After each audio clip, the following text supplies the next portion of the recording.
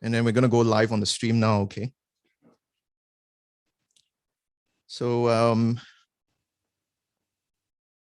welcome, everybody. Thank you for attending the second in the line of the POCUS Saves webinar series.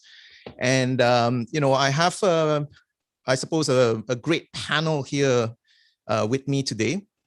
And I want to call them the OG VEXUS crew.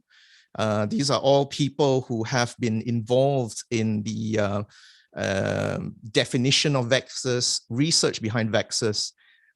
Just a little bit of intro to, I suppose, VEXUS. You know, I came upon this through Philippe Rola's blog, thinkingcriticalcare.com. And I think he was starting to talk about the renal resistive index. And I started doing a little bit more research because, you know, obviously we have a lot of patients who are sick, unwell on the ventilator, or maybe with kidney injuries. And, you know, we don't know what we can do with them sometimes. And venous congestion seemed to me to be a modality where we could further differentiate these patients. So that's, you know, I've started doing that for the last 3 years. Patients who are on the ward round, you know, I would use that quite frequently. So I suppose when we do anything in intensive care or emergency medicine, you know, we always want to look at what the evidence base is. So the first person I would like to introduce is Professor Andre Denault. So the professor is, he's a professor of anesthesiology and critical care. He's the director of a whole body ultrasound program in anesthesia and critical care in the Institute of the Montreal Heart Institute. And he works full-time there as a cardiac anesthesiologist. So I'd like to get the professor to start us off on the evidence base.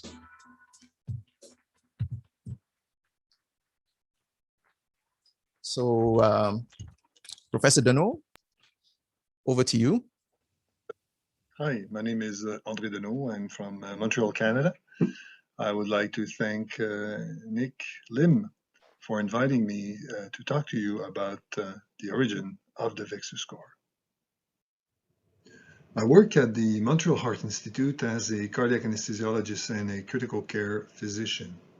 Dr. William Beaubien-Souligny is a nephrologist from the Centre Hospitalier de l'Université de Montréal. He's a close co-investigator and a major player in the development of the VEXUS score. My disclosures are shown here. I am supported by the Montreal Heart Institute Foundation. Our research hypothesis is the following. Right ventricular failure, fluid overload, and pulmonary hypertension will lead to elevated central venous pressure. Elevated central venous pressure will create cerebral venous congestion, renal venous congestion, and cardiogenic portal hypertension. Those conditions will lead to a cardiocerebral syndrome, a cardiorenal syndrome, and a cardiointestinal syndrome. The latter will be associated with endotoxemia and an inflammatory response. The cytokines released from this reaction will worsen the cardiocerebral syndrome. Finally, both cardiorenal syndrome and the inflammatory response will lead to multi-organ failure and adverse outcome. Portal vein pulsatility, renal vein pulsatility, and also asterixis are echographic and clinical signs of these three conditions.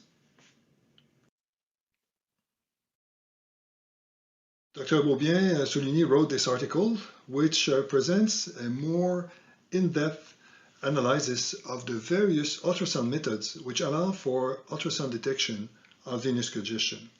We will present some of those techniques.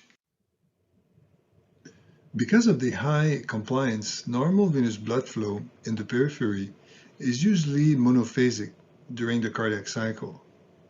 Venous Doppler enables to detect transmission of the cardiac pulsatility through a distended, non-compliant system.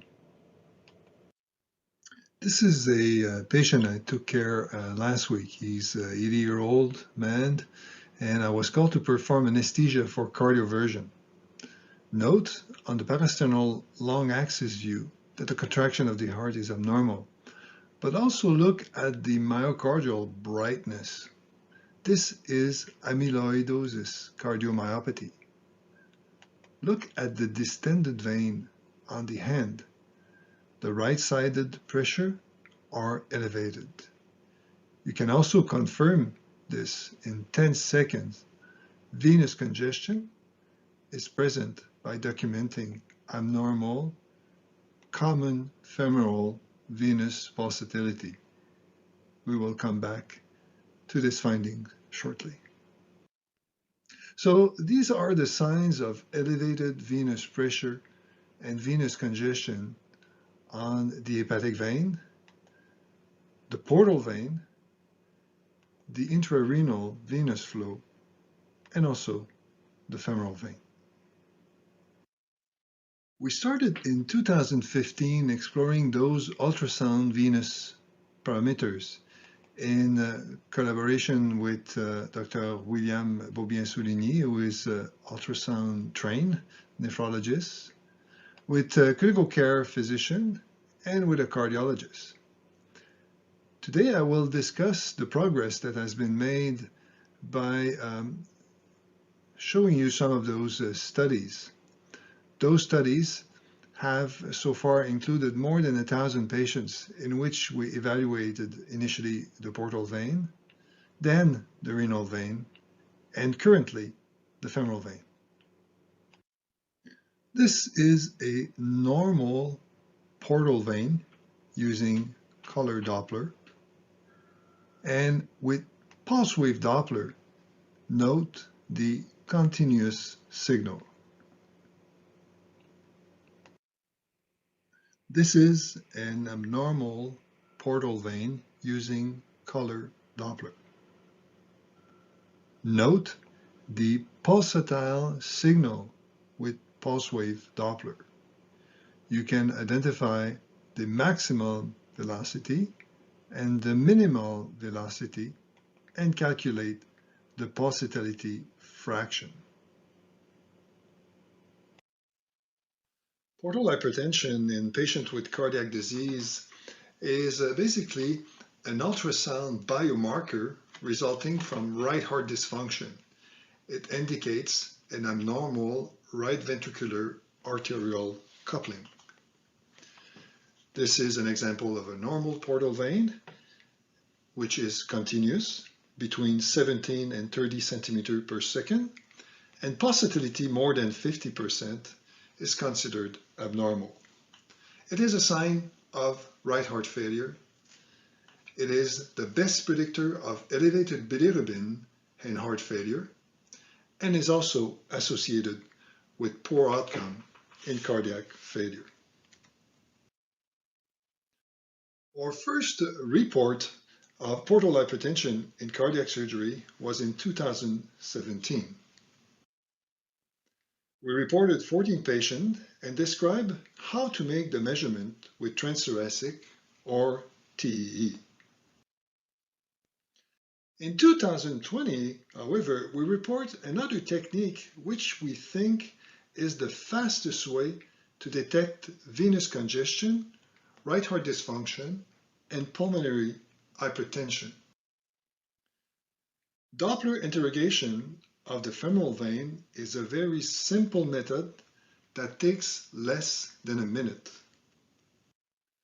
A normal color Doppler signal of a common femoral vein is continuous.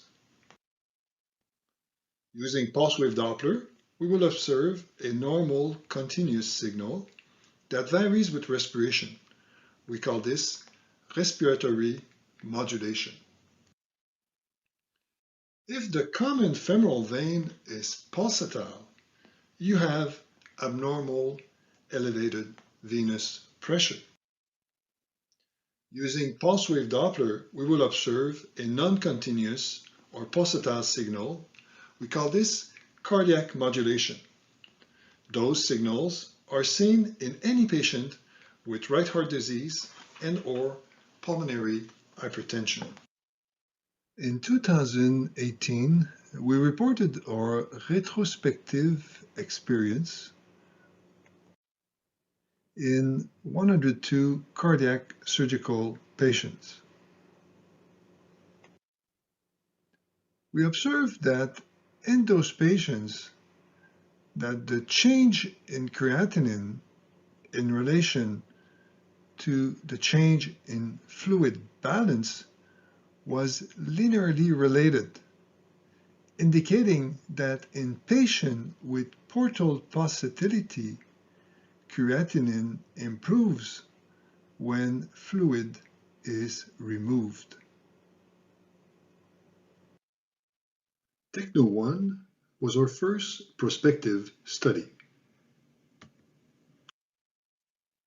It included 115 cardiac surgical patients, and it was published in 2019 in the British Journal of Anaesthesia. The study included both transthoracic and transesophageal examination of the portal vein, and the TE success rate was 94 and almost 96%. The transthoracic success rate was 99%. In green are the patients with a pulsatility fraction of 0.30% before surgery, before and after bypass, upon admission and on the first day after admission. In yellow are those patients with a pulsatility fraction between 31 and 50%, and in red, those with a pulsatility fraction of more than 50%. Note that the largest number of patients with more than 50% pulsatility were observed after bypass. This figure illustrates the number of patients in the ICU and the duration of stay. At 36 hours, 80% of the patients with abnormal portal flow pulsatility after bypass were still in the ICU, compared to 50% of those with normal portal vein Doppler signal. Portal pulsatility was related to the following echographic parameters: the RV systolic and diastolic dysfunction, the maximal IVC diameter and the variation in IVC diameter during respiration, the hepatic systolic to diastolic ratio wave, the TAPSE, but it was unrelated to left ventricular ejection fraction. So in that study, we observed that patients with portal pulsatility after bypass had no difference in terms of AKI and dialysis, but more frequently significant bleeding, surgical reintervention, and postoperative complication defined as a composite endpoint of severe AKI, bleeding, reintervention, and death. Using multivariable analysis, portal flow pulsatility after bypass was the best predictor of major post-op complications. Systolic right ventricular dysfunction was not significant. Techno-4 is an international multi-center prospective study with 380 patients from 10 hospitals in 4 continents. The objective was to confirm the relationship between portal pulsatility and postoperative outcome. The study is completed, underwriting, and confirmed almost all our findings that we've reported in the British Journal of Anaesthesia. Techno-2 was prospective. It was different in Techno-1 for the following 2 points. First, measurements were done only before and after surgery, up to 4 days after surgery. And secondly, there were no intraoperative TEE examination. The origin of the VEXUS score comes from that study. It was published in the Journal American Heart Association in 2018 and included 145 patients. The study design was influenced by this article published by Japanese investigators on the clinical implication of intrarenal venous Doppler and heart failure. The study included 217 patients with heart failure.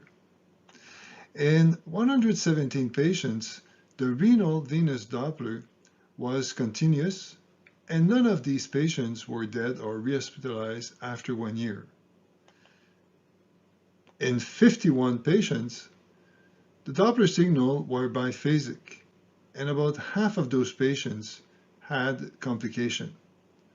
Finally, in 49 patients, there was only a diastolic signal, and the majority of those patients were dead or rehospitalized within 1 year.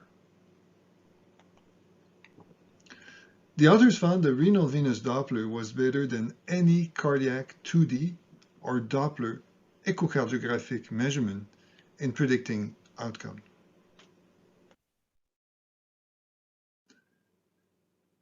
This is our results of our study. On the y-axis, you have the proportion of participants.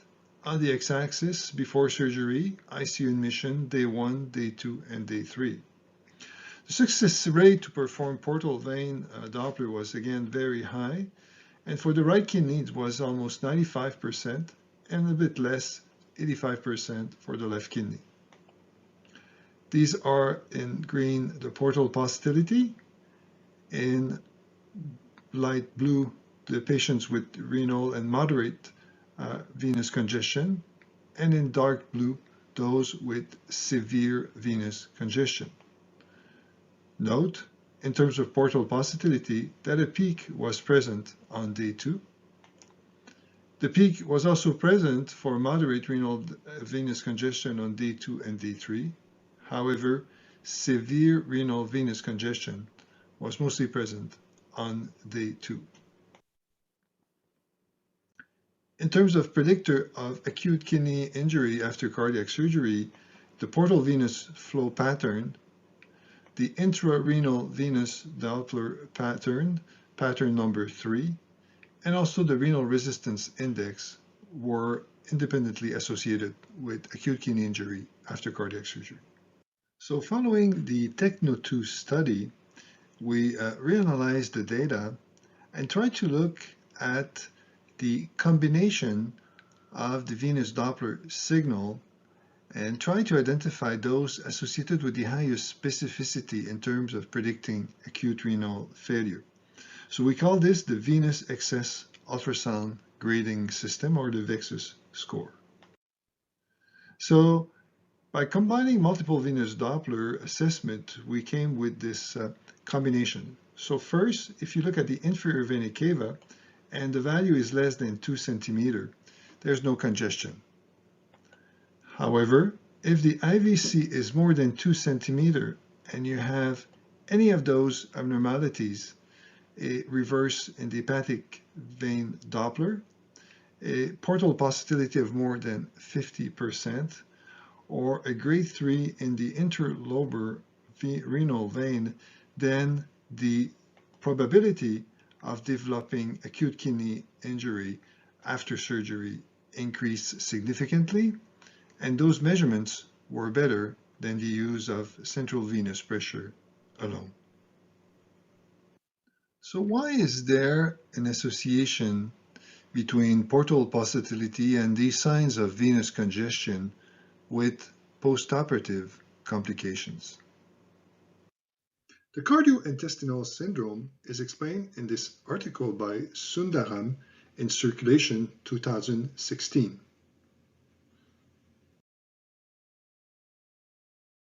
With heart failure, you will get gut edema and also gut hypoperfusion because the mean arterial pressure will be low and the central venous pressure high. Therefore, the perfusion pressure is reduced and can lead in some patients to mesenteric ischemia. However, before, the increased gut permeability will lead to bacterial or lipopolysaccharide translocation, activations of the monocytes and macrophage, and the release of cytokines with three consequences. The first is vasodilatation. The second is biventricular myocardial dysfunction. And the third, the cytokines will cross the blood-brain barrier and produce delirium and encephalopathy with asterixis.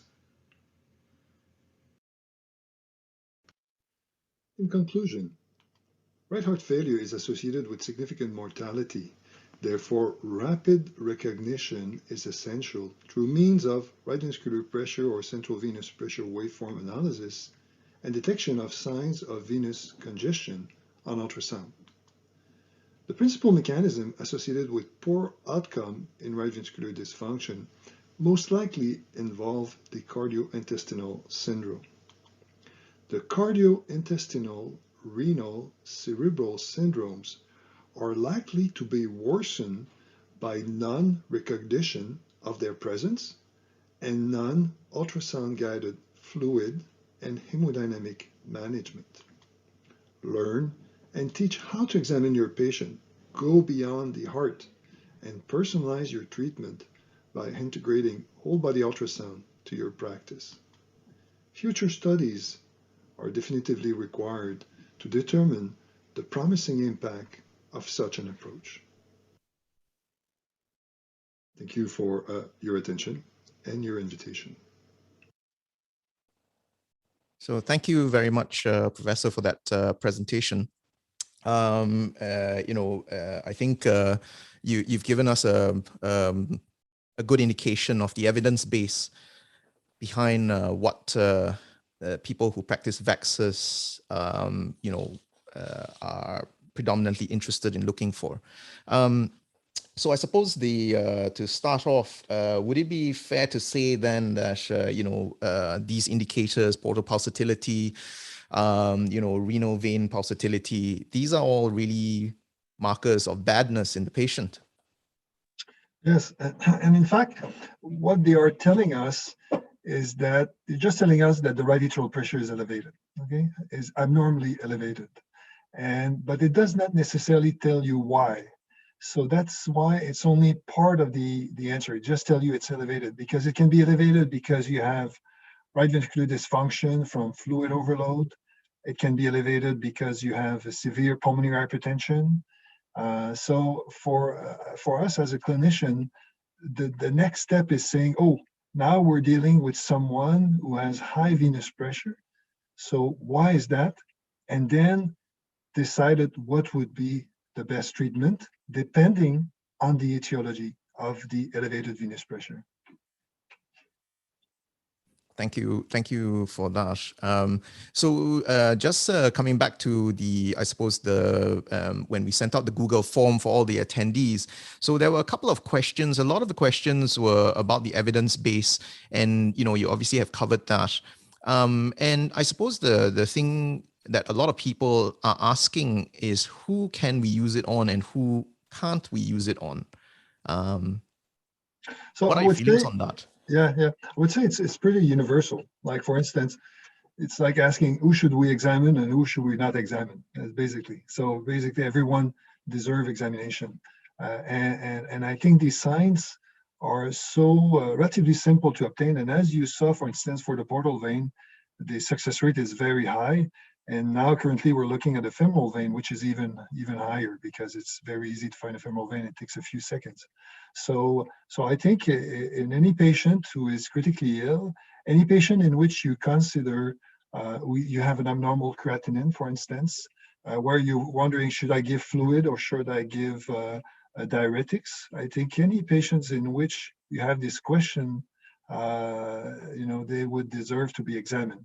And you would examine them based on your history and based on the patient's symptoms. So there's not really any specific patient that you would exclude. When we did our studies, There were some patients that we excluded from our studies. One was patient with cirrhosis. Okay, so if you have cirrhosis, you might have portal hypertension, but it's unrelated to right heart dysfunction in some cases. But in some cases, patients with cirrhosis can have right heart dysfunction. So a very simple way to know if your portal hypertension is of a liver origin or is it a cardiac origin is just look at the femoral vein, okay? Because if your femoral vein is completely normal and there's portal pulsatility and liver disease, so it's probably secondary to liver disease. But if you have portal pulsatility and an abnormal or pulsatile femoral vein, then you know there's something wrong with the right heart. So you could use, and the whole idea of using the VEXUS score is to use the more signs you have, the more signs that you can combine them, the more precise and more specific you're going to be with your diagnosis. So that's the whole idea, because as you saw in the study that from which the VEXUS score was developed, there was about almost 80% correlation between the portal and the renal, but it was not perfect. In some patients, there was some discrepancy. So that's why what we found is that if you combine them, then you gain much more specificity in your diagnosis. Yeah, I suppose it comes back to using point-of-care ultrasound as part of our diagnostic toolbox. Exactly. We choose a couple of modalities, a couple of examinations that we feel would offer us the best post-test probability in order to come to the final diagnosis for the patient. And, I think VEXUS certainly fits into this diagnostic toolbox, and probably more so, especially if you're looking after really, really sick people. Because sometimes the questions are not really answered very easily with just clinical examination and usual kind of tests. Yeah, exactly. In fact, there was a nice editorial a few years ago by Braunwald, who's the one who wrote among the first textbook in cardiology. And he said, insonation, physical examination is the fifth pillar of a physical examination. It's really the fifth pillar. And but if you build your house on one pillar, it won't be too much stable. Okay, so the ultrasound examination is an additional stabilizer, or it add additional information to your physical examination. But sometimes you may make the diagnosis rapidly. Like, for instance, someone has a stroke and he has a left side weakness. You might not need ultrasound, to confirm this information. So this is why it has to be part of. It does not replace what we've learned, but is a beautiful addition to what we have, what we're currently using, because it brings you in gives you much more information than just looking at your physical examination. Like, for instance, I would say a large proportion of patients in which you have significant venous congestion, often they don't have leg edema. Okay, they don't have leg edema. When I see leg edema, often realize that you're 10 liters too late. Okay, it's often these patients are already whole fluid overload. Because when you do TE, for instance, and I had a case about a few weeks ago, that there's a lot of edema that will appear in the gut first, and then it will go in the periphery. So when you do TEE, and if you pay attention to those patients with heart failure, you're going to notice, for instance, the stomach will be significantly distended. It will be thick, very thick. So you can imagine, so if the stomach is edematous, the rest of the bowel are edematous, and you don't necessarily have leg edema in those patients. So it's a much earlier sign that the right atrial pressure is elevated, and when it happens acutely, you won't have leg edema in those patients. Okay, so it's much more precise, much more useful than just putting your hand, looking at pitting edema and decide, okay, no fluid. But we still see this. Sometimes I see nephrology resident, that's the only part of the examination they do. They come and they look at the legs and say, okay, they decide dialysis based on that. Okay, so but it's gonna stop. It's gonna stop because it has to stop. But I'm sure you see this. You see this. It's like what way the wind is blowing. But it's getting there, because now nephrologists are gradually interested in ultrasound, and Dr. Beaubien-Souligny is one of the leaders in teaching that to nephrologists. Yes, yes. I look forward to the conversations with nephrology over ultrasound. Yeah, yeah, no, it's there. It's there. It's getting there. It's getting there. Getting there. It will get there. Great. So any questions or comments from the panel?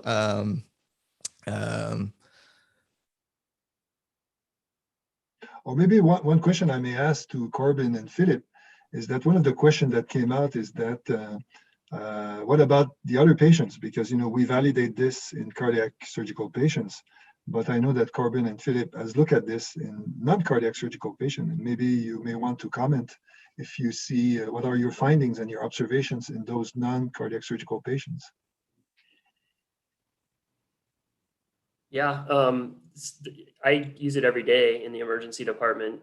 People wonder about if it takes too long or whatever. And I think actually if you, in terms of practicality, once you kind of learn it, it doesn't actually take that long. And it's kind of great for, you know, talking to the patients, building some rapport with them. They like seeing the pictures, you know. And then also, you know, some very sick patients that, you know, people would want to, you know, throw fluids at, and you take a look and see, hey, this is, you know, something else going on. It's not a flow from the lack of flow from the left ventricle or overdilation. There's something going on with the venous congestion, and you throw diuresis at those guys, and, you know, maybe do a few things to keep the blood pressure up while it works, and pretty soon they're off all the pressors and the inotropes and all that kind of thing, and they've put out, like, you know, 2 liters in front of you, and their blood pressure's okay. Yeah, I think you know, VEXUS is a little bit of the flashlight looking at the venous side through circulation. I think culturally, you know, in our field, the focus has been exceedingly on the forward flow and very, very little on backwards flow. You know, when people are asking, and I'd always say that tongue in cheek, that people ask, well, what's the evidence for this? What's the evidence for this? And the corollary to that is that there is no evidence whatsoever for current cultural practices.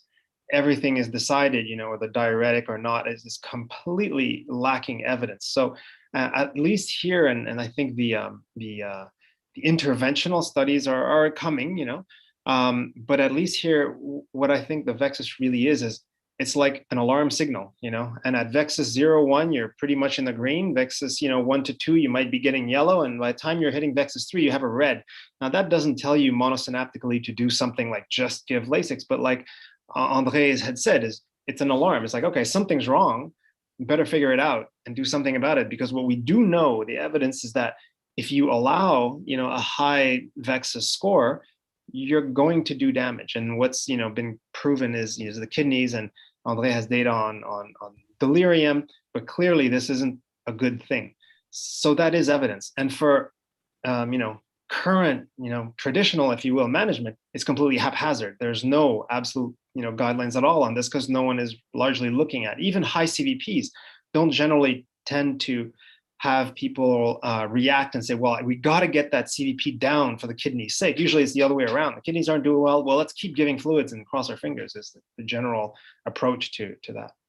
The case I'll talk about kind of shows that a little bit. If there are any questions from the attendees, if you could put it into the chat, and at the next interlude, I suppose, you know, we'll try and post that to our panel. I suppose that nicely leads us on to the next speaker, who is Dr. Philippe Rola, Dr. Rola is is the ICU chief in Santa Cabrini Hospital in Montreal. He's the president of the Critical Care Ultrasound Institute, and his blog, thinkingcriticalcare.com, you know, it's a very, very good read of the cutting edge of critical care. So without further ado, I'm going to give Dr. Philippe Rola the stage. Thanks very much, Nick. me see if I can get this going. Okay, so yeah, thanks for the introduction, and thanks especially for the invite. It's an honor to be here and share the stage with Korbin and André. So I'm going to be presenting one of the cases that's from the course that we have coming up in September. And it's a fun case because it happened, it started on Tuesday, and I did the follow-up this morning. So I was just tweaking the slides as we spoke. And I think this will illustrate certain things. I know one of the questions earlier, who do we use this on? And I think André is completely right. You use it on everybody. And it's easy because at least, you know, as an acute care, critical care doc, I'm going to look at the IVC of every single patient, you know, at least initially and probably several times throughout their ICU admission. And if the IVC is plethoric, I'm going to move on to the rest of VEXUS. And it doesn't really matter what the pathology is. Having said that, most commonly it is patients who are having or have had fluid resuscitation. And the other, I think, critical group is the cardiorenal type of group. So patients with some renal dysfunction, and we may or may not have CHF. So this fellow I saw a few days ago was a 75-year-old man who had a severe heart attack many, many years ago, developed congestive heart failure, had been recently hospitalized with a renal failure, pulmonary edema, congestive heart failure, even had some septic arthritis, and he was fairly long admission, and he was sent home. At the time he had a creatinine of about 140, and then he developed slowly over, he was sent home on a certain dose of Lasix, and over the ensuing weeks he got a little bit worse. He went back and saw a cardiologist in the hospital in follow-up, and his creatinine had risen to 180 or so, and he was coughing at night and not feeling that great. And he was told, well, listen, we can't, you know, yes, you have a bad heart, your kidneys aren't doing well, can't really diurese you anymore because your renal function isn't great. So, you know, try to do the best you can with that. And so he eventually came to my attention through some connections. And so I saw him in clinic, and on physical exam, you know, he was, you know, mildly dyspneic, but he did have significant pitting edema. And then here's some of his stuff. And I hope that I can get this to play. All right, so here's a quick and dirty view that I like because I see this is a subxiphoid view. I've got my IVC. I see my hepatic veins are very distended. I can even sneak a peek below and get multiple views in there and see that he's got a significant right pleural effusion. So, you know, I know he's congested at this point. I mean, I take a quick little peek up. There might be a little bit out of order, sorry. Here's his LVRV. We see dilation. We don't see the greatest function. His TAPC isn't great either. He's got about a centimeter or so of TAPC, not the best, but he doesn't have significant pulmonary hypertension at 2 meters a second. You know, he's not too bad. So now let's go on to the VEXUS, because I had a fairly plethoric IVC. Let's see what we can see on the VEXUS. So here on the what I call sometimes the VEXUS light, you know, is just the color alone. I see that he's got, you know, lots of red. What we should be seeing here is just a quick flash of red and then a blue and a blue with the representing the two anterograde waves. But here I'm getting a lot of red, so this basically isn't the greatest. So if I put the pulse wave on that, we can see that I've got lots. The S wave is actually positive deflection. It should be mostly negative. We should have a small A, a big S, and a large D as well. But his S is completely retrograde, and his forward flow is dependent entirely on his D wave at this point. So this is, you know, so far grade 2 on the hepatic. If I look at the portal, he's clearly more than 100% pulsatile. We've got a little bit of retrograde flow in the portal, and that's what it looks like. And if I put the Doppler on that, that matches what we see. We've got a retrograde, so over 100% portal pulsatility.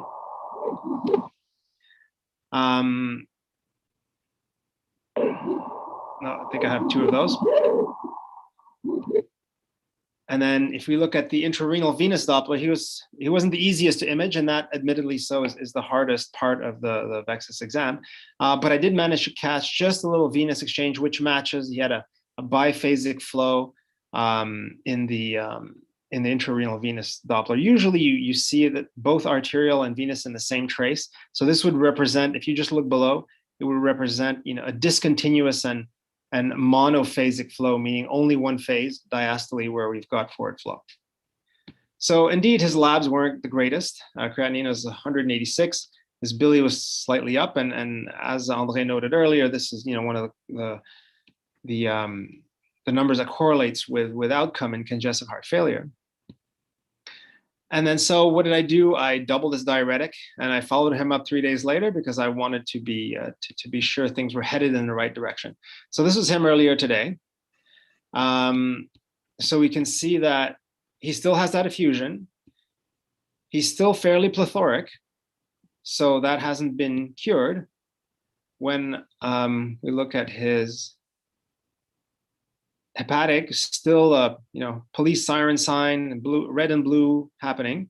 So still a high grade VEXUS, and his portal vein is still with some retrograde. So even in this case, this kind of shows that even if you didn't have pulse Doppler, like you might be using, you know, a smaller handheld device, and you might still be able to do what we call the VEXUS light, so to speak, and get an idea of if your patient is quite congested.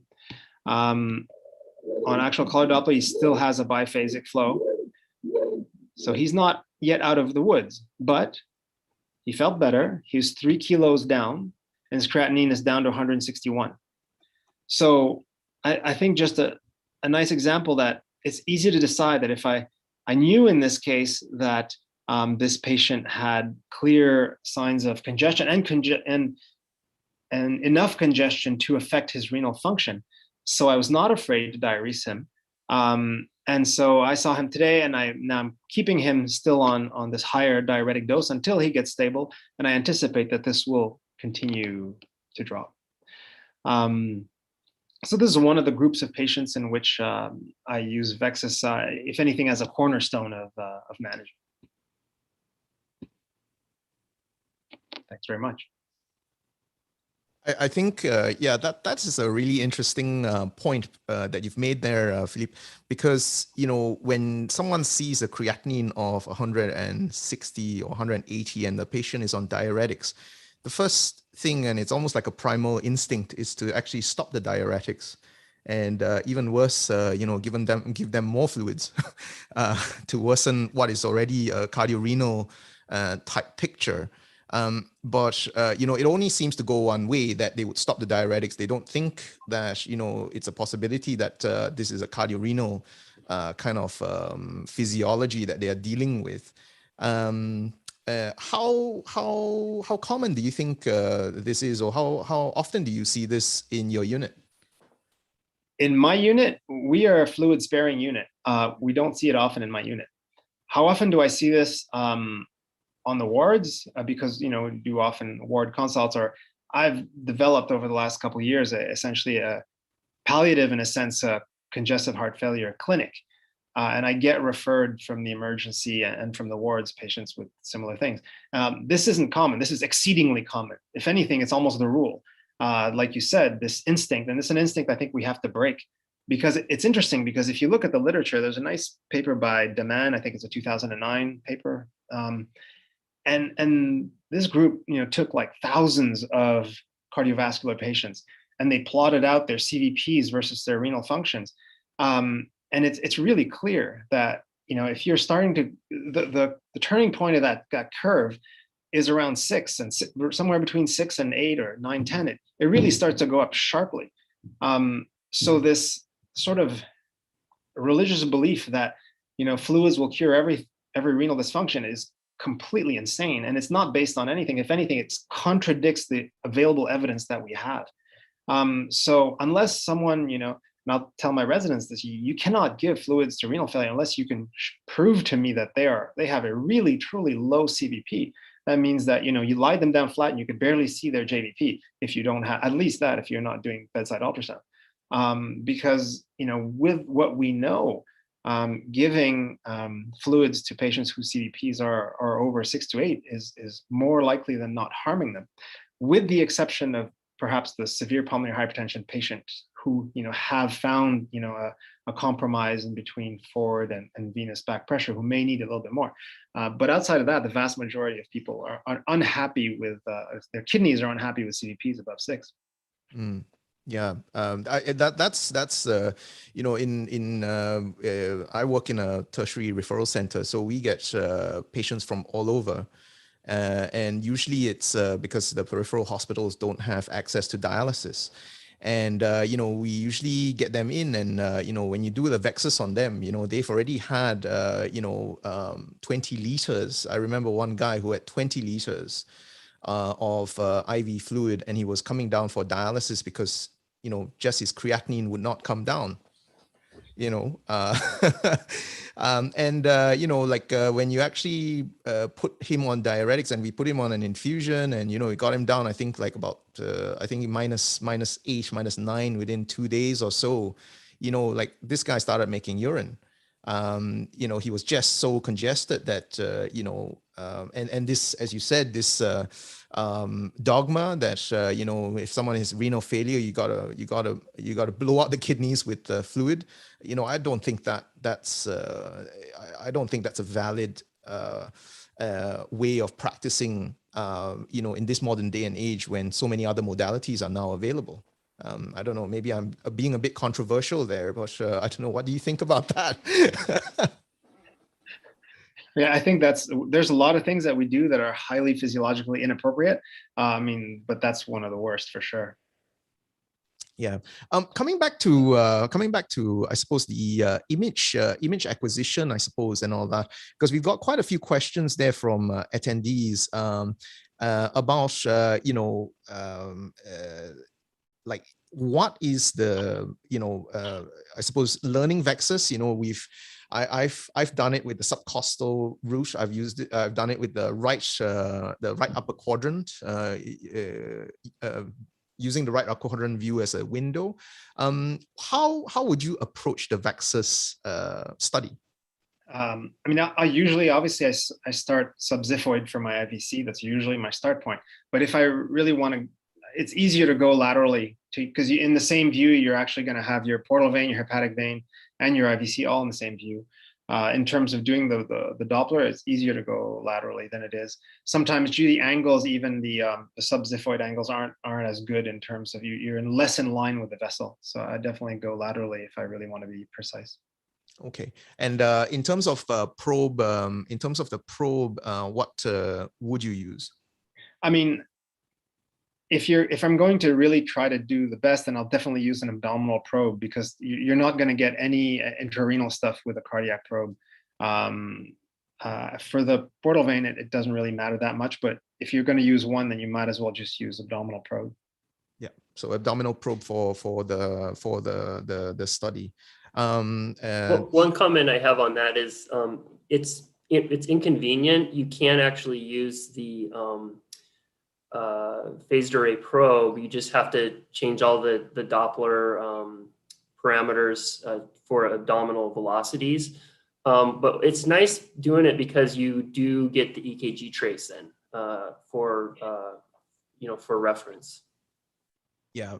I would use both, and as Korbin has pointed out, you just set your scale down to, I usually set it to about 30 to 35 centimeters per second, I suppose, either way, and set the wall filters a little bit higher as well if you're getting a lot of artifact, and that will give you pretty good VEXUS images with both, I suppose. Just a word of caution with that for lots of people.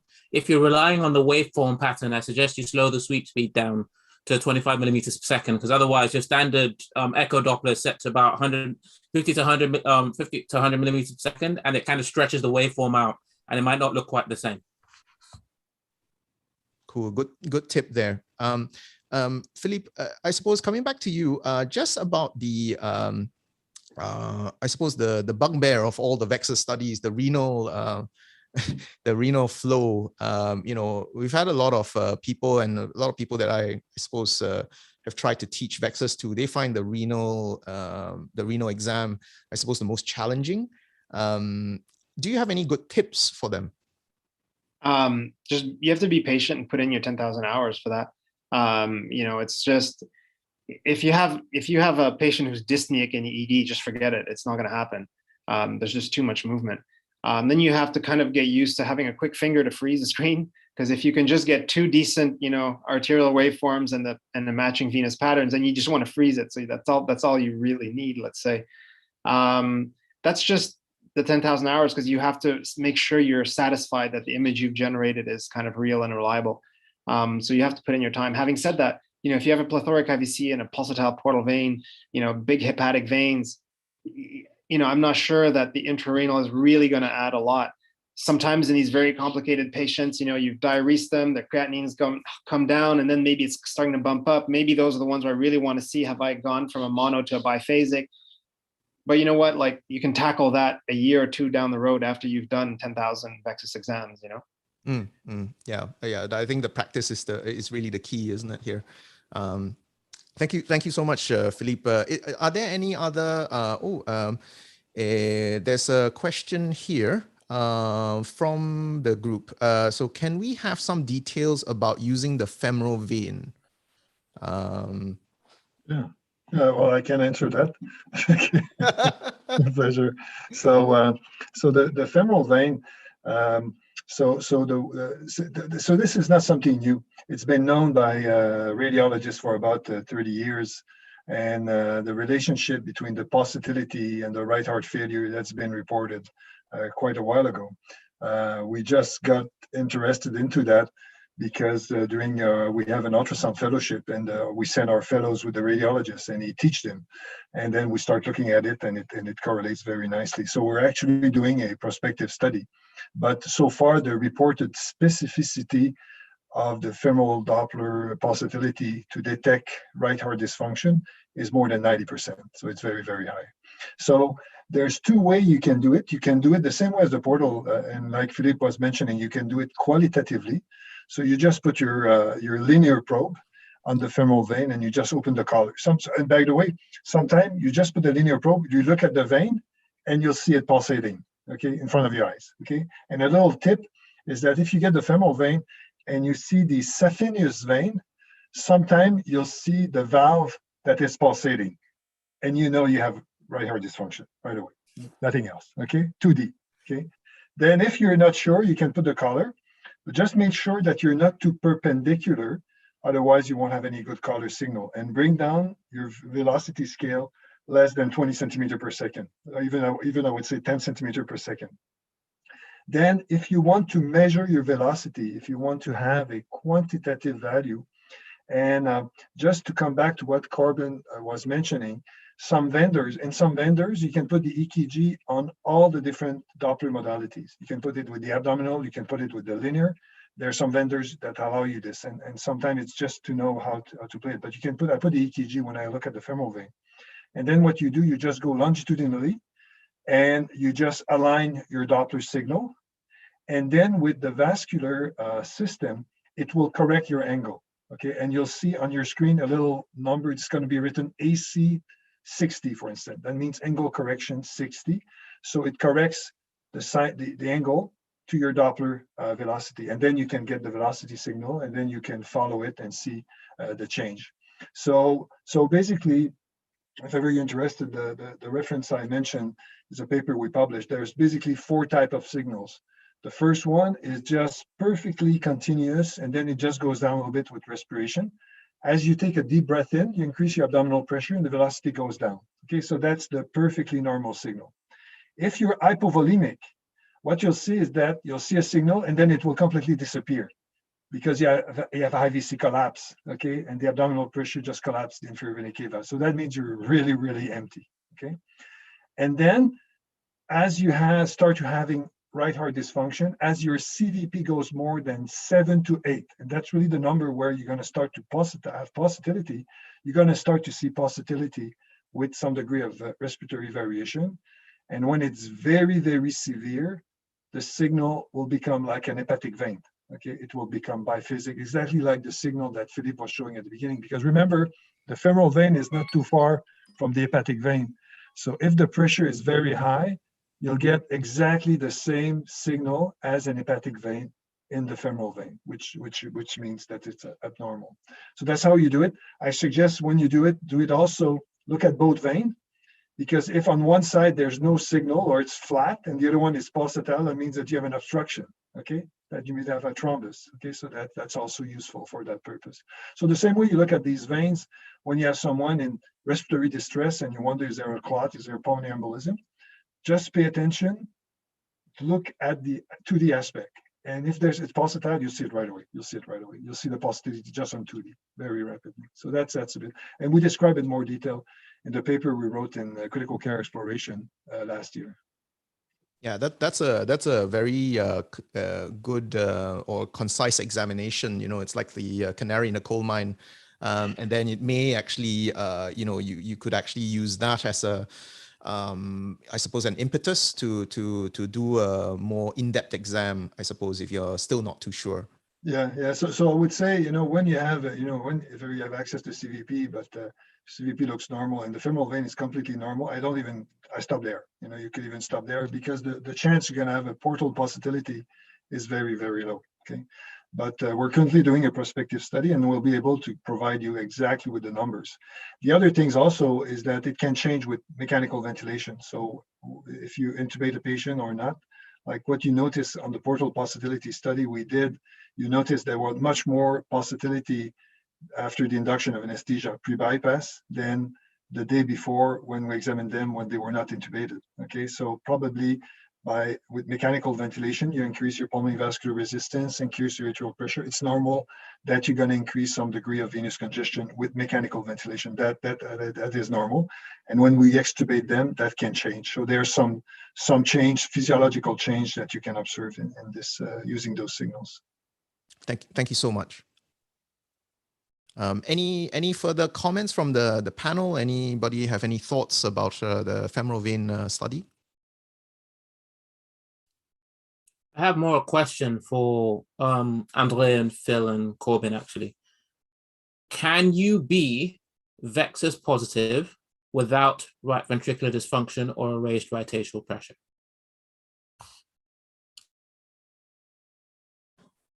Yes, you can.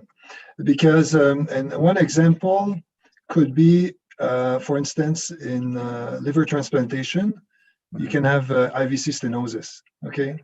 So if there's any stenosis, you can have congestion of the lower extremity. The only thing is what will happen, you can have a big IVC. The only thing is that you won't have necessarily the pulsatility, because to have the pulsatility, that means you have to be able to transmit the pressure from the right atrium distally. So for instance, if ever you have a high CVP, but you have a tamponade, a regional tamponade, for instance, on the right atrium, you'll have a big IVC, but there's going to be no pulsatility, okay? Because the pressure, the contraction of the heart cannot be transmitted in the periphery, but the IVC will be big, okay? And often when you look carefully at your CVP waveform, because this is why when I am with the resident at the bedside, I always say, don't look at the CVP number, totally useless. Look at the CVP waveform, because if you have a positive VEXUS score from right heart failure, you'll see the big V waves. You see the big Y descent on your CVP. Your CVP will look like a W or an M, or there's going to be like a square root sign on your CVP waveform. And this is when you have a positive VEXUS score. But if your CVP is flat, it's very, very unlikely that you're going to have portal pulsatility or other signs of a VEXUS. So it really means if the pulsatility is transmitted, means the right atrial pressure is increased and is able to be transmitted. So that would be the exception. Great, thank you very much for that. Let's move on then to the next person on the panel, and that's Dr. Korbin Haycock. And Dr. Haycock is an attending emergency medicine physician at Riverside University Health Systems Medical Center, Desert Regional Medical Center, and the Loma Linda University Medical Center. He's a certified general and cardiac sonographer, and he's an NBE diplomate in critical care echocardiography. He works out of San Bernardino County in California, and I'm going to hand over to Dr. Haycock. Thanks. Sorry, it's Riverside County. We're next door to San Bernardino, so at Loma Linda we're San Bernardino, and the other two hospitals are Riverside County. But it's great to be on here with you, Nick, and Phil, and Segun, and Andre. My presentation here is on ED use of VEXUS, and let's put this up. Everyone can see that? Yep. Okay. All right. So these are all real cases, some of them very recent as well. And so first case here is a 55-year-old male with CHF. He was having increasing shortness of breath and some edema. His primary care doctor, he went to go see them, and the doctor increased his furosemide dose, and it really didn't do much. And he kind of kept getting worse. And so he went back to his doctor, and they ran some labs on him, and they noticed that his BUN and creatinine had gone up from his baseline. And I think this is kind of a common thing, is people think that BUN creatinine went up, they must be volume overloaded. And so volume overdiuresed. And so his doctor thought that he increased the Lasix too much and told him to stop the furosemide. So the patient did, and he just kept getting worse. And finally, he decided, I'm going to come to the emergency department. So my residents had seen the guy, and they were telling me that maybe he had too much of diuresis. And I said, well, let's go look at him. And his IVC was big and fat without any respiratory collapse. And apologies, this is one of the hospitals that I work with that they don't have an ECG trace. So I don't have an ECG to compare here, but you can see that you have this biphasic waveform of the hepatic vein. And I put the color M mode on over there so that you can see that this actually probably is a SD, because you have the grouping here of SD, rather than a ASVD. But in any event, he's very congested. His portal vein was over 50% pulsatile here, you can see. And his intrarenal Doppler has, you can see here is the systolic arterial flow and the diastolic phase.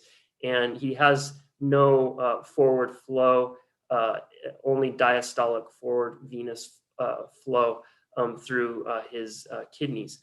So his kidneys are really feeling the congestion as well. So we, the point here is that, as has been mentioned already today, is that severe venous congestion can cause gut edema. And not only is there this inflammatory cascade and problems with encephalopathy and systemic inflammation, which probably feeds back and affects cardiac function as well, you get malnourished, and you also don't absorb your medications. So in this guy's case, he probably already had progressed to significant gut edema by the time that his primary care doctor had added or had increased his furosemide dose. And so it really didn't make much difference that the dose had gone up, because he wasn't absorbing much of it anyway. Sometimes this elevation in BUN creatinine actually isn't a problem with perfusion because of overdiuresis, but I think even more so, it's often a case of venous congestion, because the kidneys are just feeling a lack of perfusion, and the response is kind of to resorb sodium in a mistaken belief that they're hypovolemic. I use this, my VEXUS exam on a lot of congestive heart failure patients. Sometimes it makes my disposition for home or admit, depending on the VEXUS findings. Because if I have a lot of portal vein pulsatility and I see a lot of congestion, I might think to myself, you know, this is somebody who, if we send them home with an increased dose of their diuretic, they're just going to come back. And so it might be better just to give them a short stay in the hospital where we can monitor that response more closely. The second case, this is a 48-year-old male who basically had not seen a doctor ever. And he presented to the emergency department. This is a case from about a week and a half ago, actually, or 2 weeks ago.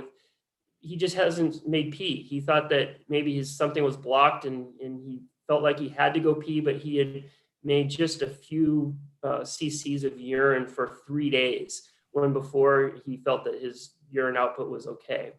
On the vital signs, is noted that he did have some hypertension, maybe 160 systolic. He had kind of a wide pulse pressure, but he didn't really have any other symptoms or physical exam findings, no edema or anything like that, that would indicate that something was wrong. So the labs resulted, I'm sorry, it totally escaped me that this is a European and Canadian crowd primarily. So creatinine at 2.5 is, I think it's around 220 maybe, was what his creatinine was. He had a chest x-ray done before I'd seen him, because he'd been seen by a physician's assistant before. And the chest x-ray was completely normal, nothing abnormal at all that I could see on there. So now we have this guy who's got new onset oliguria with an elevated creatinine. So the traditional approach to acute kidney injury is, do we have an obstructive process? Do we have intrinsic renal disease, or do we have this, you know, quote unquote pre-renal? And I think that this notion of pre-renal is kind of a bad term, because usually it's more of a congestion than true pre-renal. I mean, if you have someone who's had tons of diarrhea, or they've been out in the desert and are completely dehydrated, then yes, we can call it pre-renal. But I think that to use this term makes us sort of forget that sometimes there's this, you know, congestive cardiorenal syndrome going on. So usually when I'll have a acute kidney injury in the emergency department, I do a quick ultrasound of the kidneys and the bladder to see if this is an obstructive process going on. And his renal and bladder scan showed absolutely no hydronephrosis and a completely empty bladder. I went and looked at his IVC. It was very plethoric, no collapse. And his LV had a completely normal ejection fraction. It was, you know, 55%. And I did notice there was some subtle right ventricular enlargement that, you know, I look at lots of right ventricles. And so, you know, I think that it really was not kind of glaring at you, but I did sort of say, what's going on here? So here is his hepatic vein on the left. They've got an A wave, S wave, a V wave, and that's prominent. And then he's getting most of his forward flow during diastole. He had sort of a fatty liver, and this usually a portal vein's the easiest part of all this, but his was not a great trace. But the best one I could get here, he showed a pulsatility index of over 50%. And then his intrarenal Doppler had, again, this primarily diastolic flow. Here's the systole, and then here's the diastolic runoff. And notice he has this really amazingly high renal resistive index, which I think in his case is probably a combination of that he had a very high pulse pressure, and also combined with a bit of renal congestion as well. So we have a VEXUS grade 2, one severe finding, that would be the portal vein, and his intrarenal venous Doppler with moderate congestion. So whenever we see this, then our next question is, okay, so now why is there venous congestion? Okay, because then we need to know what to do about that. So I did a little bit of looking. And so remember, he had a completely normal ejection fraction, no sign of any systolic dysfunction. But when I Dopplered his mitral inflow, he had this right here, which is, for echo people, they'll recognize that as an L wave. And this is almost always a sign of high filling pressures or high left atrial pressures. When I did, the tissue Doppler, you can actually see that L wave on the tissue Doppler too. He had a very high E to E ratio, again, indicating high left atrial pressures. I went over and did his tricuspid regurgitant jet. He did have an okay looking pattern through his right ventricular outflow tract. There was no notching. Did have a decent velocity time interval, but he had a trans tricuspid gradient of 44.5 or so. So he did have pulmonary hypertension. It's probably around with his IVC looking like that, somewhere around 65 millimeters mercury. I thought he probably had some diastolic problems, and it was backing up through his RV. When he was finally discharged from the hospital, they just called it grade 2 diastolic dysfunction, which goes along with what I was seeing as well. I had talked to the hospitalist about admitting him and told him what he found. And I said, look, I know his BUN and creatinine is up, but I think you should probably diurese this guy because he's got congestion. And he did so. His creatinine did improve. It didn't completely resolve, but it got much better. And so he's still getting the whole story of why he has the renal dysfunction getting worked out. But I think that it's pretty clear that congestion was part of the issue. So venous congestion is occasionally the cause of this renal dysfunction in these acute kidney injuries. And in this case, he had this normal chest x-ray. He had the labs were, with the high BUN creatinine level, his urine sodium was low. And so all this stuff is either unhelpful or misleading. And so in this case, VEXUS kind of helped us figure out the right way to go from the start with him. Case number 3 is a 70-year-old male with fever and tachycardia. So he has sepsis, right? So we got to give all these guys fluids, right? Okay, so I'd come to see him, and after, pretty soon after he arrived in the emergency department, and he looked sick, and someone had started some fluids on him. Not much had gone in. I stopped the fluids and put the ultrasound probe on him. And here is his hepatic vein with, you can see biphasic. Here's an AS fusion here with a D wave. And his portal vein was pretty pulsatile here as well. I wasn't able to get the intrarenal venous trace on this guy, or else I'd lost it. But his creatinine was elevated, and I turned off these fluids, and I gave him some furosemide. And over the next day 2 and day 3, when I followed up with him in the hospital, his creatinine had returned back to normal. So even though this guy was a sepsis patient, instead of fluids, I went with diuretics right from the get-go. So even in sepsis cases, there are instances of venous congestion. And we should remember that intravenous fluids are a drug, and careful consideration should always be used before we just start throwing fluids at them just because, which I see this too much, particularly, in the emergency department, or before the patients even get to the emergency department. The ambulance guys have already always started up with fluids, So VEXUS may guide us not only to taking, off fluids in congestive patients, but limitations of fluids too. If I have a sepsis patient and I notice that their IVC is starting to get up a little bit or something, I'm just going to stop with the fluids and try a different strategy.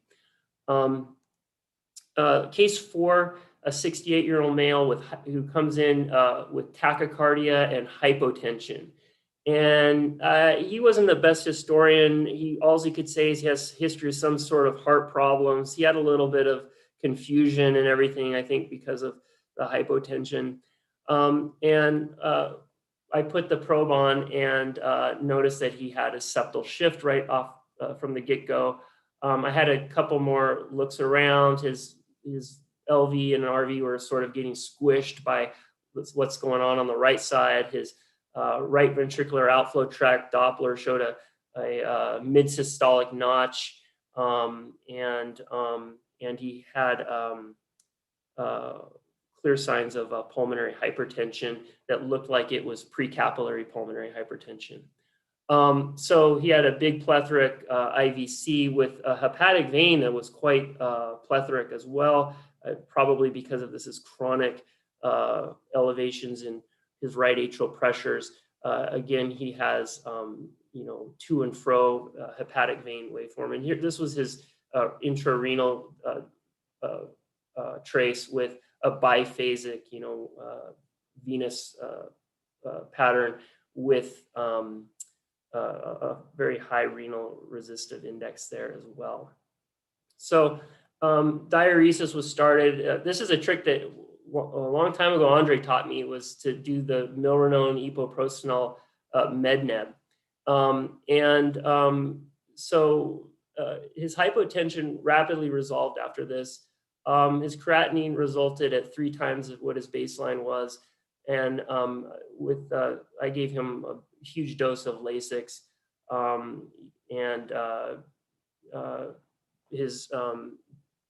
he had normalized his creatinine by day 3 of his hospitalization. So did VEXUS help here? I mean, I probably would have done the same thing, whether or not I had done the VEXUS just based on what I'd seen with the right ventricle. But again, not everybody loves echo and as much as I do. VEXUS is, I think, a lot simpler to learn. I think it would still be a bit useful here. The question I brought up with this case, though, is can we use VEXUS as a guide to, when to stop with diuretic therapy? And so a decompensated pulmonary hypertension patient may be challenging, because if you diurese them too much, they are a bit volume, preload dependent. And so when do you stop? Does that have to do with portal vein pulsatility? Or does it have to do with maybe just when the septal shift? Or maybe we can look at the hepatic waveform and, maybe titrate to when the V wave starts to go away or something like that. I don't know. But it is an interesting area where we could maybe look and investigate in the future. Thank you very much for that, because we've got quite a few people who signed up from emergency medicine who, following up from my emails with the Zoom link and all that. They're all obviously very, very busy. And they've asked me to ask you all quite a few questions, actually, which you have actually you've answered really, really well there with your presentation. I suppose in the emergency department, there's so much time pressure to get a disposition on patients. Do you find that performing this exam is cost opportunity? For example, as Adrian Wong, one of the attendees, has put in the text here, if you are not on the floor, Korbin, do the patients get scanned at all? At the county hospital, a lot of the hospitalists have become converts to POCUS, and they do actually scan them now. It's pretty great. And we do have a nursing team that I teach them ultrasound basics. And so anytime they get called, they do a brief cursory echo exam and look at the IVC in the lungs.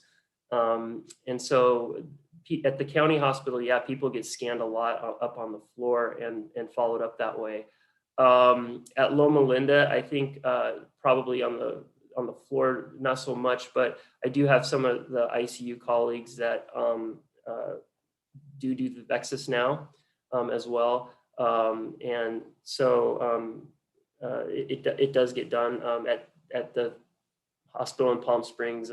It's just doesn't happen. So it sounds and it's interesting because you work across 3 sites, so it sounds very much like it's a institutional culture, really. That if the physicians are interested in learning and developing their practice, then it's a lot easier to have a conversation about POCUS.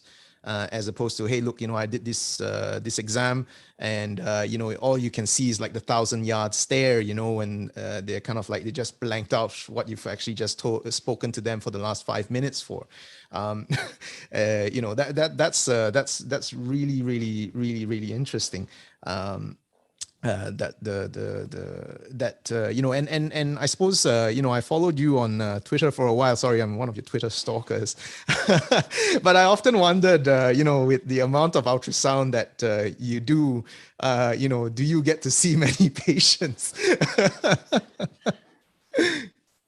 Yeah, well, I'm not the fastest guy in the emergency department, but I feel like it doesn't really slow me down too much to do this stuff. If you do it a lot, it's actually quite fast. I can get a VEXUS scan done in 2 minutes. And again, you're going to be spending that time with the patient anyway.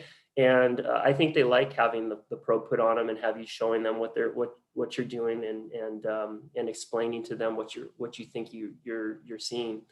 It's the biggest argument I get from people is it's going to slow them down. I don't think it really does slow you down, and whatever it once you get used to it, and once you are good at it, it's gonna, I think whatever minute or two it slows you down, it pays off in getting things right. Yeah, I think that's the key point here, that you get to, I think you get to a disposition, the correct disposition, a lot faster, than say if you went without guidance, like while using ultrasound. I think, would that be fair to say?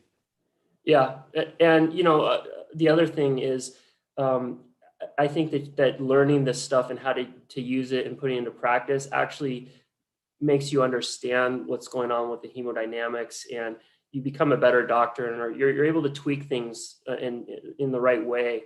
And it's certainly changed the way I've managed patients over the last 10 years or whatever, since I really got into the ultrasound.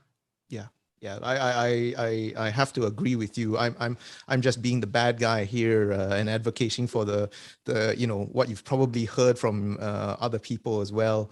But yeah, that is so that was Korbin Haycock with the applications in the emergency department, and why emergency physicians, if they're looking after the sickest of the sick, that putting a probe on and doing a VEXUS study is not really, you shouldn't really think of that as, you need to think of that as investing a little bit more time on a patient that's obviously a lot more complex, I think, than, the standard run-of-the-mill patient that you would see in the ED.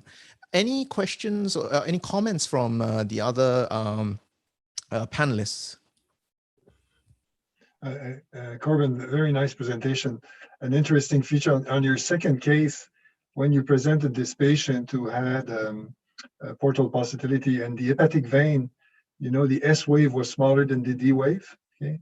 But the reversal, the atrial wave, was even bigger than the S wave, okay? And when the atrial wave is more than 50% of your S wave, you can suspect pulmonary hypertension, okay? And that because the right atrium is very stiff. So when you see this, it clearly correlates with pulmonary hypertension, and that's exactly what you've seen with this. So that can give you some insights of the cause of the portal possibility, because as you mentioned very clearly, and that's a beautiful example, if you have acute pulmonary embolism, you're gonna have a VEXUS score, VEXUS score, and the treatment will not be to give diuretics. Okay, so again, it really nicely illustrates the importance of saying, oh, I have a VEXUS score, the atrial pressure is high, now I need to know why. And this is extremely well illustrated by your example. Thank you for that. That's something you have to. I live by the mantra that you have to learn 5 things every day, and I think I've just gotten my 5 today. Thank you, Professor Denault.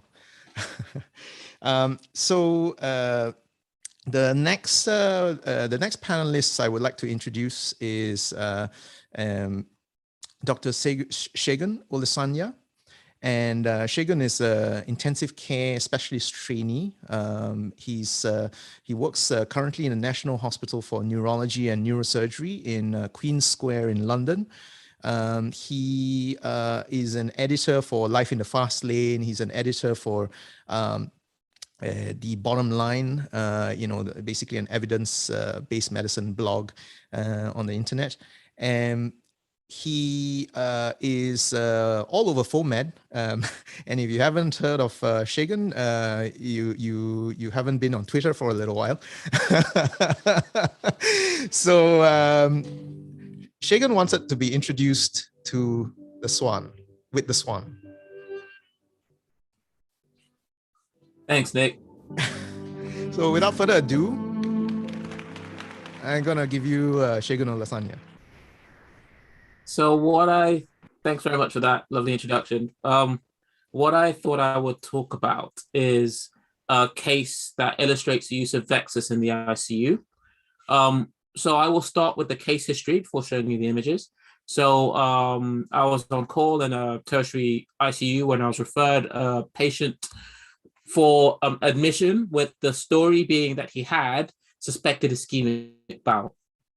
And he was a gentleman in his 60s who had presented to the hospital with a brief history of shortness of breath, was started on antibiotics for presumed sepsis. And over the course of that day, he'd actually developed a worsening central abdominal pain with a rising lactate. There was some vague history of cardiac problems in the past, and he was known to have a pacemaker.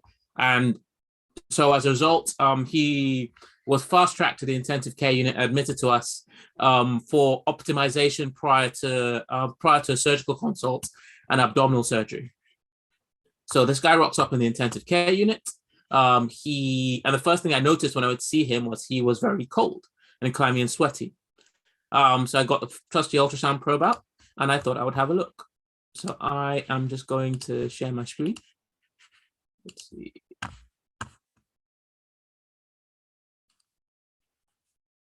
Let's see if I can just get Keynote to work. 1 second.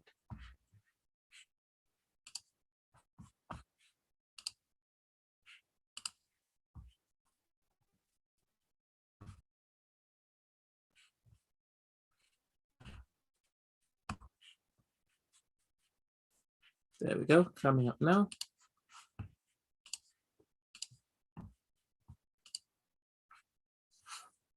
And the title of the presentation kind of already gives it away as to what I actually found.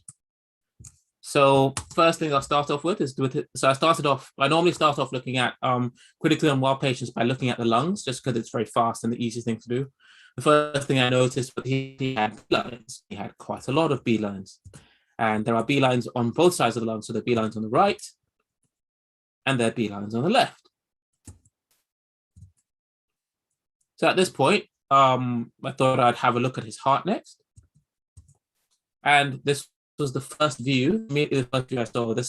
So first thing I saw was a parasternal long axis view. And actually in the far field, you can actually see that he's got a small pleural effusion. But most interestingly, in the near field, you can see that he basically has no ejection fraction whatsoever. I think I measured it out at about 5%. Also, everything is big and dilated and not really working very well. His LV measured 6.3 centimeters in diastole. Oh, that's his ejection fraction, came out as 11%. The other things that I noticed was that all of his valves were leaky. So his aortic valve, he had a small amount of AR. He had a significant amount of MR.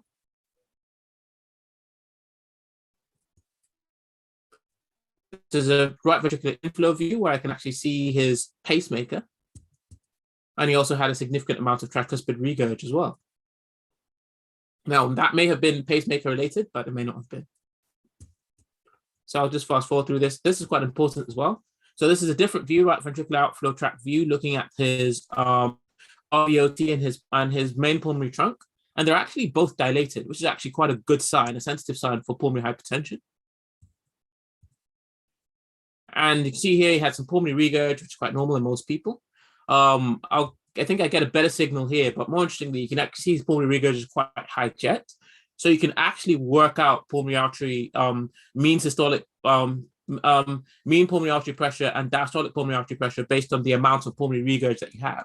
And this is quite significant. So this is suggesting that it's got quite significantly raised pulmonary artery pressures. And this is pulse wave Doppler through the right ventricular outflow tract. It doesn't show up clearly here, but you can actually start to see that there is some notching, there's some mid-systolic notching of the right ventricular outflow tract pattern. I've got a better view, I've got some better pictures of this later on, so I'll show that later on. Short axis at the level of the mitral valve, again showing pretty bad ejection fraction. And nice short axis view of the MR. This is mid-papillary level, and that's pretty bad systolic function. I'm pretty sure everybody can appreciate that.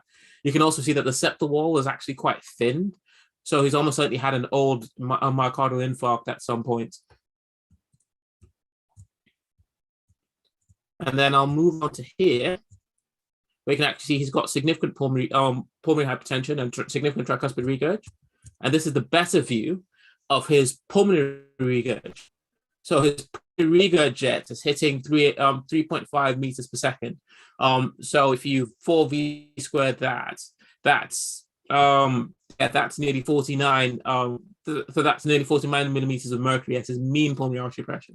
So that's quite significant pulmonary hypertension. And here in the RVOC view, you can actually see more clearly now that he's got mid-systolic notching. So not only has he got poor left heart function, he's almost certainly got significant right heart, right ventricular to pulmonary artery decoupling, which made me start wondering about whether he's actually got systemic venous congestion. So what I'll do is I'll just skip a lot of this stuff. I'll go down here.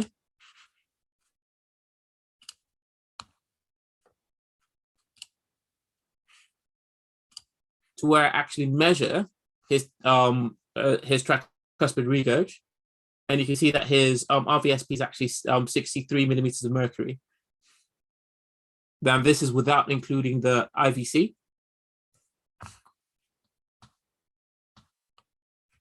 And coming down to the causal view and the IVC. So one thing that's probably missed out that you can probably appreciate from the long views, but not so much here, he's actually quite dystonic. He's got a respiratory rate of nearly 40. And even with that, his IVC is not collapsing at all. And it was 2.38 centimeters. So distended, non-collapsing. So do some hepatic vein views, and you can see here that he's got systolic flow reversal of hepatic vein flow. Which already is going towards significant congestion. So by now he's VEXUS 2. And I got a nice view of his portal vein. And this shows 100% portal venous pulsatility with flow reversal in the portal vein. So at this point in time, the diagnosis was pretty clear. This was not an ischemic bowel. This was almost certainly driven by heart failure with venous congestion and quite probably cardiointestinal and cardiorenal syndrome. So the management for this guy, rather than a laparotomy, with a central line and some inotropes and some furosemide. And that actually got him significantly better, and his dyspnea settled down and his lactate came down. Unfortunately, however, it was decided after over the next few days, he was consulted with heart failure. His family was consulted, and it was felt that his heart failure had progressed too much for him to be a candidate for further therapies. So he was actually palliated further on his ICU stay. So it was I thought this was quite an interesting case in many ways. It kind of showed how, I thought it demonstrates how VEXUS is a thinking man's exam. It's about applying it in the context of understanding what's going on with your patient and having a clinical suspicion for it. Without this, would he potentially have gone for laparotomy? Yeah, quite possibly. There was no echo service in the hospital at that time.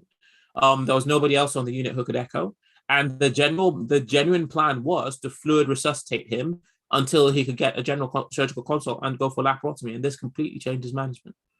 So I think André is right in many ways, in that we should almost certainly think about VEXUS the way we think about any other physical exam, and apply it in the context of a critically unwell patient who needs an exam, and look at the whole patient using whole body ultrasound and tailor our findings and our further examination based on what we find at each step.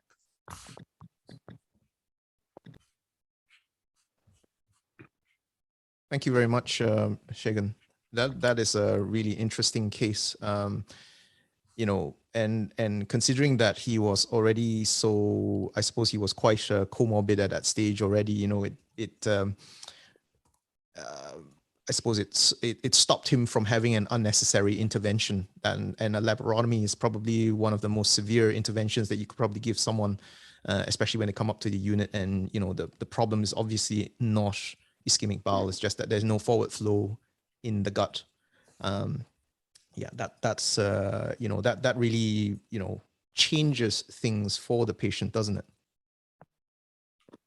Absolutely, and it changed. Everyone was quite surprised by this. The consultant intensivist was quite surprised, and it completely changed the entire management plan for that night. Because as usual, these things always happen at about 5 o'clock on a Friday evening, and the entire management plan for the whole of the rest of the night and the whole of the weekend was changed by that single scan.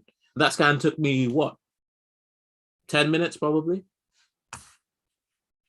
Yeah, 10 minutes to prevent an unnecessary laparotomy. I'd go with that. Yeah. Any comments from the panel?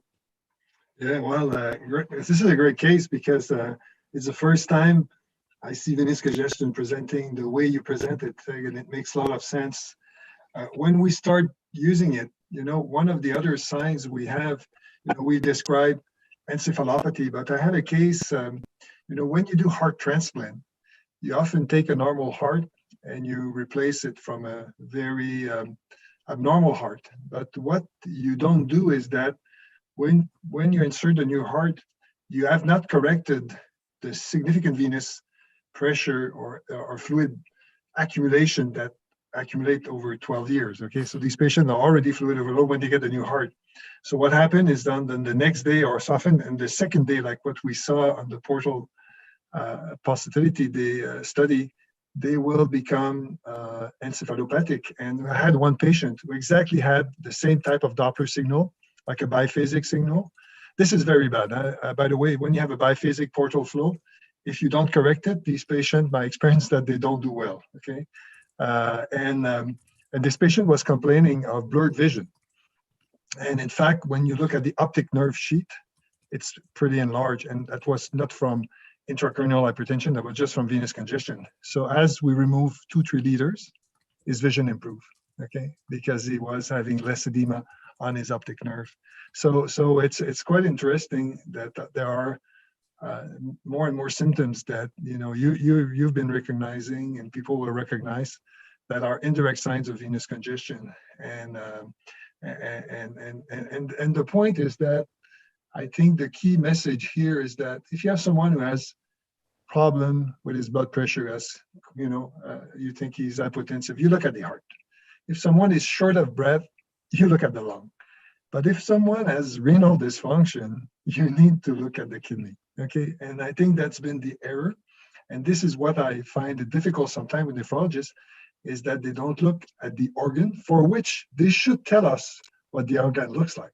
Okay, and now we're telling them, by the way, you should look at the organ because the treatment is totally different depending on what you're going to see. Okay, so and if you have problem in the abdomen, you need to look at the abdomen. Okay, so that's really where we're going. But now we know exactly what to look for. Okay, and one of the issues that was discussed before is the difficulty with the renal. And that's a problem because I was talking with William. When you're going to get renal failure, there's going to be no flow to the kidney. Okay, very little flow. So that's why it becomes very hard to get a Doppler signal on the kidney. Okay, because if the kidney is completely shut down, there's going to be very, very little flow. So the only way that sometimes you can get it is bring your scale down to 5 centimeters per second, very low. And that's some vendors, you're going to notice that they cannot bring down below 15. Okay, and that becomes an issue. Bring down your velocity scale as low as possible and make sure you have enough gain. So make sure you see the artifact of gain, excess gain, and just bring it down. And then you'll be able to see, oh shit, there's very little flow there. But that has diagnostic value. So I strongly encourage the next normal patient you see like a young patient, put their color Doppler in the kidney, and you see it's going to be like a Christmas tree. There's flow everywhere. And when you're going to look at those patients, you see, shit, I don't see any flow there. Okay, so you're going to see right away not only the pattern, but the amount of color Doppler that you see, and always do it with the same scale. There's going to be a huge, huge difference. And that's why when we're going to study renal failure, like with William, we'll probably use the femoral as opposed as the renal, because in renal failure, at some point, it's very difficult to get it. Okay, and because there's very, very low flow, especially if you study chronic renal failure patient or patient on dialysis, you'll never see, you won't see anything. But these patients, some of them will benefit from removing fluids, some might benefit less. So, and that's some of the research we're doing to see how much fluid can you remove when you have someone on dialysis, on CVVH. And this is when the portal flow is very useful, because if it's pulsatile, it means no problem, you can remove some fluid in those patients. But if it's flat and you put in 3 liters negative, they're gonna drop their blood pressure, they're gonna be hypotensive. So that's really why the portal vein, the femoral vein, and all these signals are also relevant. The last point is that when you have a very fat patient, and you were saying this, Korbin, it's very difficult in obese patient to get the portal. I would say go and get the spleen, okay? Because the spleen, there's no fat on the spleen. And the splenic vein and the portal vein, they correlate very, very nicely. So sometimes you see a great splenic vein flow, and you don't see well the portal, and you get the splenic, and you get the same type of information. So these are kind of alternatives if ever you get a big obese. But sometimes the obese patient, very, very hard to get the portal vein, because you don't see the fatty liver, you don't see it at all. Thank you very much for that. Any other comments from the panel or questions even? So I have a question for everyone. So, you guys here, you guys are the cream of the crop of VEXUS. You guys have been doing this and you've been correlating it clinically for a long time now. So now you could probably tell what you're going to see before you put the probe on the patient. And when you're at that point, my question to you is, why bother doing VEXUS at all? Why not just give the furosemide or give the Mednair, because you know what they're going to need? I would disagree.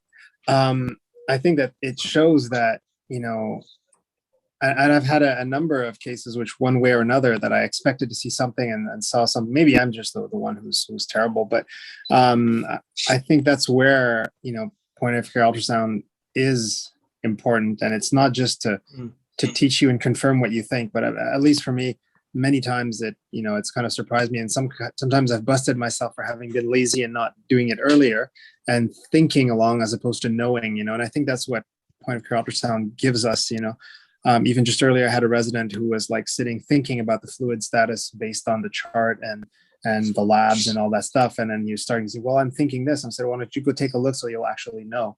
And I think that's what POCUS brings our physical exam to. I agree with Philippe.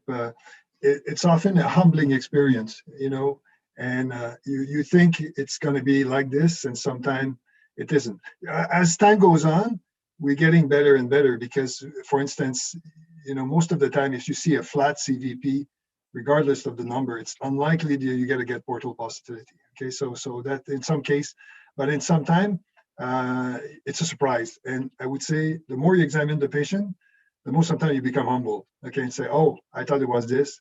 And also you want to know where you start, okay, because that's the most important. Just to let you know, we just finished our study. It was an international study on portal positivity and 380 patients. And the patients who really get bad, okay, so just to tell you, if you have 50% portal positivity after cardiac surgery, you're going to have about 35-40% complication post-operative. Okay, so and that tells you that you have RV dysfunction after cardiac surgery. But what we realized, the one that do the worst are the one who had normal portal vein and who develop it afterwards. Okay, so I'm not necessarily the one who have it and still have the same, but the one who deteriorates. Okay, and that really brings the question that Korbin, you were asking. So what should be our goal when we have this? So it's very hard in emergency room because you don't know where you start. But in the OR, we know where we start. So if we start with a case as maybe 30% portal positivity, and at the end, he still has 30%, this patient might not be that bad. It might not be that bad. But the one who was normal and has like 50 or 100%, this patient will develop problems. So the dynamic change is even more important than just looking at a single shot. I'm a Canadian, I love hockey. And I can tell you, if you just look at a snapshot of a hockey game, you'll never be able to tell who's going to win the game. But after a couple of minutes, sometime, depending which team is playing, you're going to know who's going to win. So it's a dynamic process. And decision-making is dynamic. So the idea of ultrasound is you do it once and repeat it, see if it's working, see if your treatment is working, and get some feedback on that. And it's a bit like the best way to evaluate fluid responsiveness is to give fluid or to do a leg raising. It's a dynamic process, not just a static element. So that's why I find it interesting to know where you're starting, because you want to know is your treatment, where's the baseline? Where's the baseline? Where am I going? And then repeat it to see how it's going on. That's a really interesting concept that, if the patient comes in and, you are going to start whatever therapy you're going to start, that you actually get like a baseline VEXUS on them. And then, to chart their progress almost. That is a really interesting concept. And as we said earlier on, I think, all the, this portal positivity is just a marker of really, really bad, something bad happening with this patient. So that's really, really interesting. I suppose I have, there's a question here, and I think I can direct this to Philippe. So Philippe, there have been a couple of questions about how they can get further training on this, and some kind of a syllabus of sorts on how to perform VEXUS. Perhaps you could enlighten us on this little event that you're organizing. Oh, yeah. I mean, this is the prelude. We're doing kind of a pilot run on the VEXUS course, which will eventually be in person, probably at the next H&R, and possibly at our hopefully, depending on global conditions, we're planning a beach resus conference sometime this winter. But H&R 2022 is slated for April or May, sometime in the spring of 2022.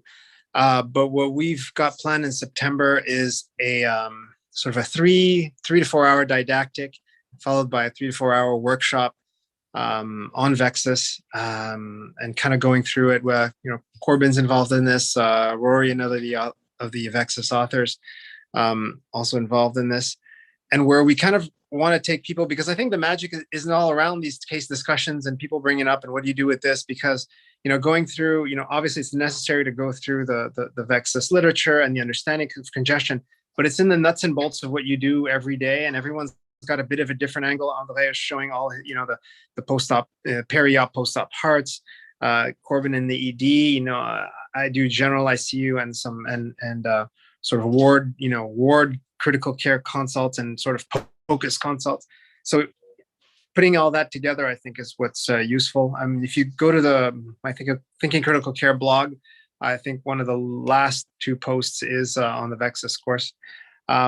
So this one will be all online, obviously, but eventually it'll be a live course. And in terms of a syllabus, I mean, I guess there's only a handful of VEXUS articles and case reports. I think going through those is a good start because it gives you obviously all the, and the references that will lead you to the core articles, many of which André in his presentation went through. I think that's the start, and then to get scanning. And our idea is to, anytime we do a webinar like this, I think it lights a lot of light bulbs in people, but then you've got to actually go out and do it. And then you probably have a lot of questions as you go. So yeah, we're doing that on September 21st. And then the next one will probably be sometime in 2022. That's great. I put a link to your blog on the chat and the link to the VEXUS course as well. I see Segun has his hand up. Yeah, all I was going to say was in the UK, so the UK has something called FUSIC, which is our curriculum for focused ultrasound and intensive care.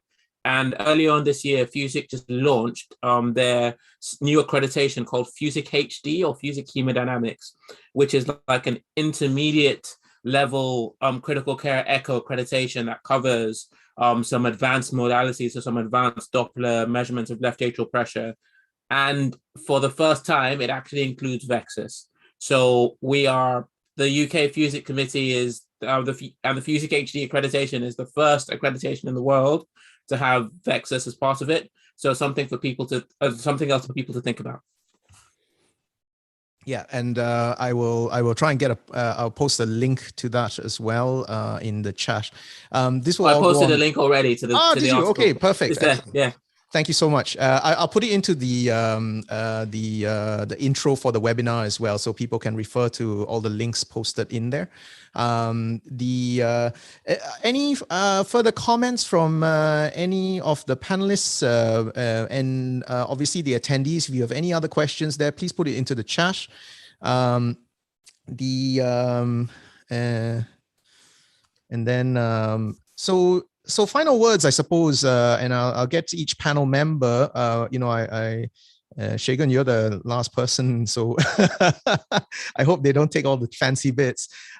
So final words of advice to clinicians out there. Why should a clinician use VEXUS?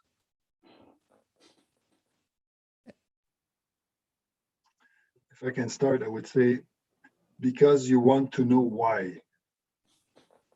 Great.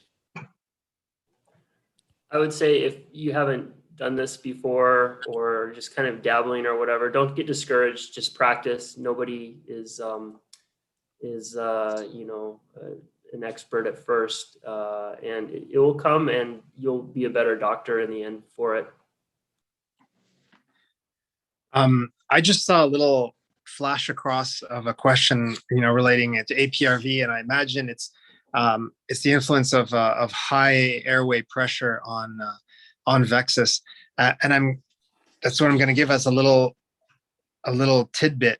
Obviously, that answer might be lengthy and more complex than a single line, but a lot of people will ask about, well, how's this? Can VEXUS still be interpreted if you have pulmonary hypertension, severe tricuspid regurg, yada yada, atrial fibrillation, et cetera, et cetera? And I think all that we need to remember is that the organs don't care.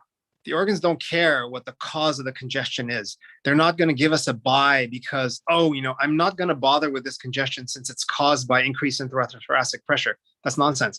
The organs, that's the back pressure they deal with. So if it's caused by whatever it is that has resulted in it, it matters. It doesn't change. A VEXUS 3 doesn't become the equivalent of a VEXUS 1 because someone's on positive pressure ventilation. That congestion is what it is, and that's what the splanchnic and the brain and all the other organs see as back pressure. Otherwise, it's just like Korbin said, keep scanning, and like André said, it's better to know than to think and hypothesize. Yeah, and again, this is an additional data point you have, to put things together. You know, sometimes I have an A-line and a CVP, so I can see the you know, the trace and then the VEXUS, and you see a notch position and your echo and all this. And the more you can kind of get these tools under your belt and put them all together, the better care you're going to take care of your patients. Yeah, I think that's everybody's aim. Segun, any advice for clinicians who want or are still on the fence of VEXUS or no? I will steal the great words of my friend Matthias Dorka. A single organ scan is an incomplete scan. If you want to look after your patients properly and you have a probe, look at everything. Don't be a cardiologist that goes, ooh, IVC is distended, maybe there's venous congestion. Don't be a radiologist that looks at the liver and says, the portal venous flow, the hepatic veins are dilated, suggest echo to look for evidence of right-sided venous congestion. Don't be somebody who's interpreting the X-ray saying there may be pulmonary congestion on the scan and the right ventricle looks slightly dilated. Just do it and see it yourself. Exactly. That's from the four wise people. You know, that has been a true masterclass in VEXUS. Anybody have any final words before we wrap up? Well, thanks, Nick, for organizing that. I think it's a pleasure to be with people with different expertise, different point of view. So thanks very much for organizing this webinar. No, thank you for being here, Professor. Thanks a lot from me as well. It's actually time to get scanning. So thank you for taking time out of your shift to come and talk to us, Philippe. Bye-bye. Have a good shift. Thank you. Bye-bye. See you guys.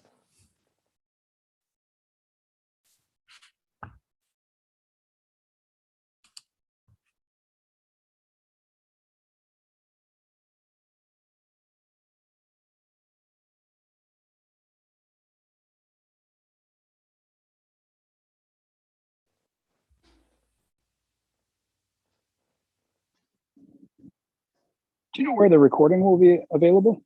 So the recording will be on the YouTube channel. It's actually it's probably just going to be posted up right now, and